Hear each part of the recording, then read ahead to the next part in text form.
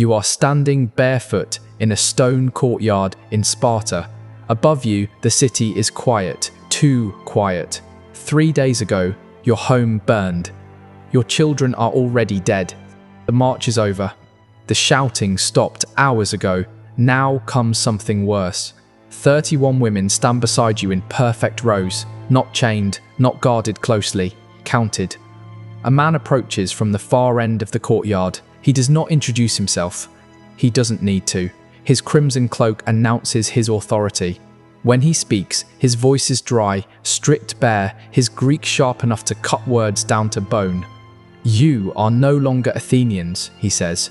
You are no longer wives. Everything you were is finished. Each sentence lands with the precision of a blow that leaves no visible bruise. Melina does not move. She has already learned that movement attracts attention, and in Sparta, attention is never a gift. They now belong to the state, not as common slaves. Slaves serve with their hands. They will serve differently. He speaks of distribution, of the city's needs, of functions. The words are administrative, almost neutral, as if he were discussing the movement of resources, not the erasure of lives. And in that moment, Melina understands something essential. The true horror is not immediate violence. It is the system that replaces it. A mechanism that requires no anger, no sadism. Rules are enough. Records are enough. Decisions made far from the faces of those who suffer them are enough. Sparta does not scream. Sparta classifies. The man turns and walks away without waiting for acknowledgement. The silence thickens. The Spartan women step forward and begin separating the group with calm efficiency.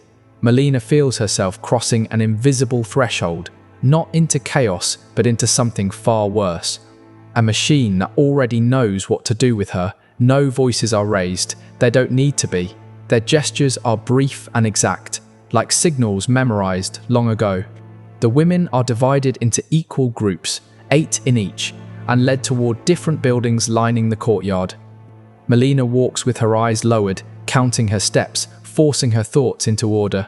In Sparta, she senses that thinking too much is a dangerous luxury. The building they lead her into is austere, built of bare stone with no ornament, no symbol. Inside, the air is cool. It smells faintly of clean water. There are no chains, no screams. That absence unsettles her more than either would have. A woman waits beside a stone table and a vessel. Her face shows neither curiosity nor rejection, only function. When she speaks, her tone is neither kind nor hostile. It is the voice of someone who has repeated the same task too many times to retain emotion. Melina understands without being told. She must comply before being asked. She has already seen how this place works. Here, resistance does not halt the process. It only slows it and makes it more uncomfortable. She answers each question in a steady voice, as if every response buys a few seconds of calm.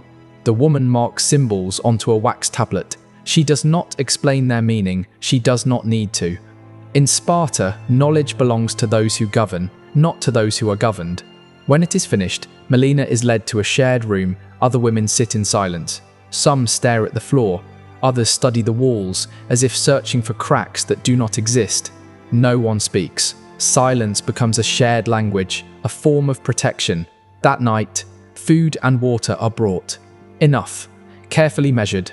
Melina notices the precision and understands something more about the system enclosing her. This is not careless cruelty. It is selective care. What is useful is preserved. Everything else is expendable. Sparta does not waste resources, and now she is one of them. As she lies awake on the hard bed, memories intrude uninvited. The smell of smoke clinging to her hair, ash still on her tongue as if the fire followed her. 72 hours ago, she was the wife of Hippocrates, the Athenian strategist at Diala, mistress of an orderly household, mother of 2 children who now exist only as an unbearable absence. That life feels distant, as if it belonged to someone else. Here, her name barely matters. What matters is what she represents, what she can offer, what she can produce. She remembers the stories Athens told about Sparta, exaggerations meant to explain their enemy's strangeness.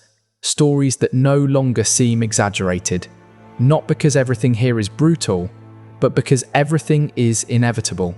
Every step was decided before she ever took it. In that silent space, Melina realizes she has entered a city that does not improvise destinies. At dawn, Melina wakes before anyone calls for her. She hasn't truly slept. Her body remained tense, alert, as if it learned in a single night that complete rest is a risk. Light enters through a narrow opening high in the wall. It offers no view of the outside. Sparta offers no views, only functions. The women are led out again, one by one, into rooms identical to the night before. In Melina's room, there is a stone table, a vessel of clear water, a low bench. The older woman returns, this time accompanied by a younger one. There is no hurry. There is no pause. Everything unfolds with the calm precision of a ritual repeated for generations. And whatever comes next has already been decided. The questions continue. They are not inquisitive. They are technical. Data is recorded. Cycles are noted. Backgrounds are reduced to silent numbers. Melina answers without protest. She has already understood that here neither consent nor resistance is required, only cooperation. When the wax tablet fills with markings once more, Melina senses that something final has occurred, even though she cannot yet name it. She has not been judged. She has not been condemned. She has been classified. As she is led from the room, she hears muffled sounds drifting from behind other doors. No words, only restrained emotion. Sparta does not require shouts to impose its will. Control is exercised through anticipation. Each woman imagines her own fate, and that private imagining proves more effective than any explicit threat. Back in the inner courtyard, Melina studies the architecture with new awareness. Everything here is built to last. Nothing is built to comfort. The stones are not beautiful, but they endure. Sparta does not construct to please. It constructs to remain. The same principle applies to people. Those who fit the structure are preserved.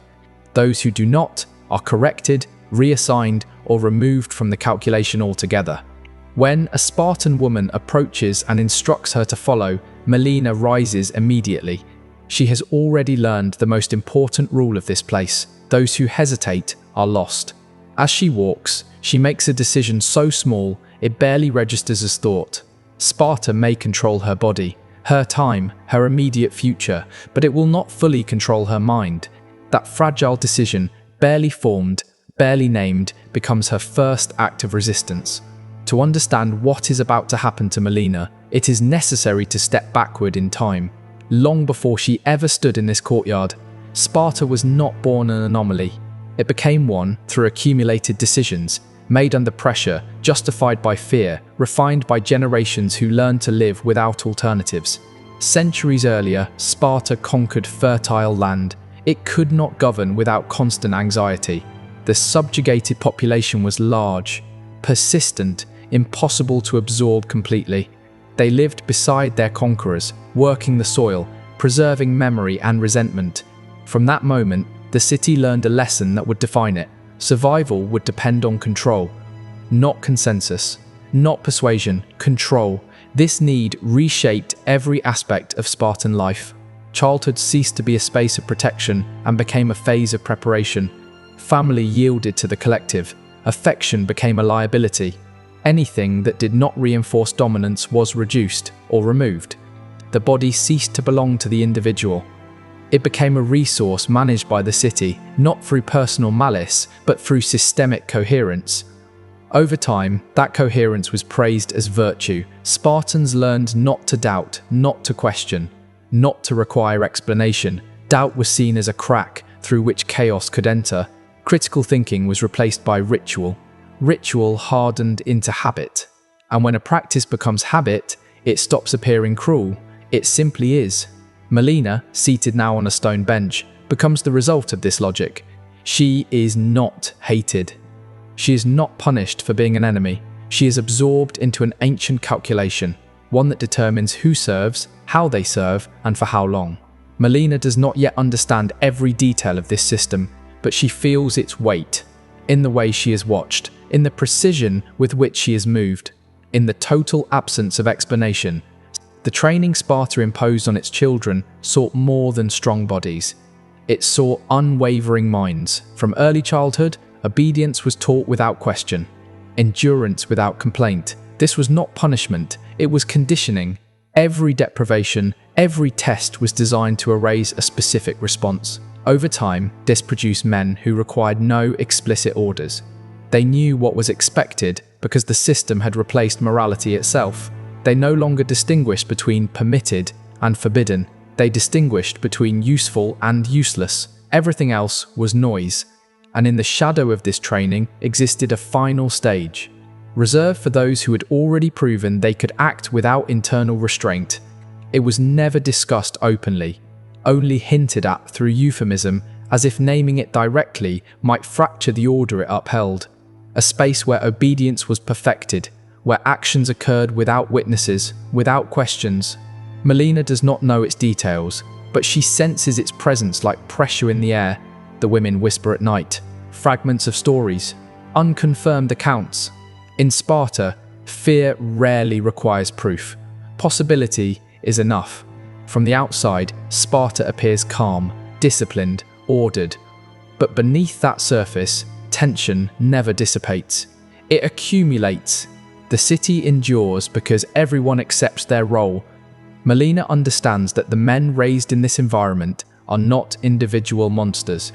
They are the logical outcome of a system that eliminated doubt as a survival instinct. They have learned to sever feeling from action, to act without reflection, to obey without question. And it is these men who decide the fate of those who fall into Sparta's hands, not out of hatred, not for pleasure, but out of habit, out of consistency with a system that allows no exception. As she watches them move through the courtyard, Melina recognizes an uncomfortable truth. Resistance alone will not save her. To survive here, she must understand the system well enough to anticipate it. She must learn to think the way Sparta thinks, without becoming it entirely. The woman who enters the room does not present herself as a guard or a caretaker. She presents herself as an intermediary. She is young, strong. Her posture reflects years of physical discipline. Melina recognizes this kind of body immediately.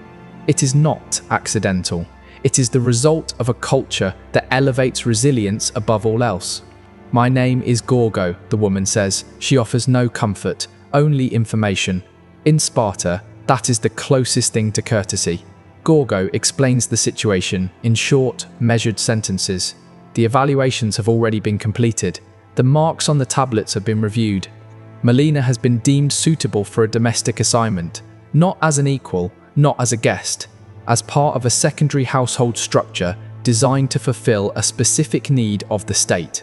Melina listens without interruption. She understands that every phrase has been rehearsed, passed down from woman to woman across generations. The exchange makes one thing unmistakably clear. This assignment is not a privilege. It is a classification. Other outcomes exist for those who fail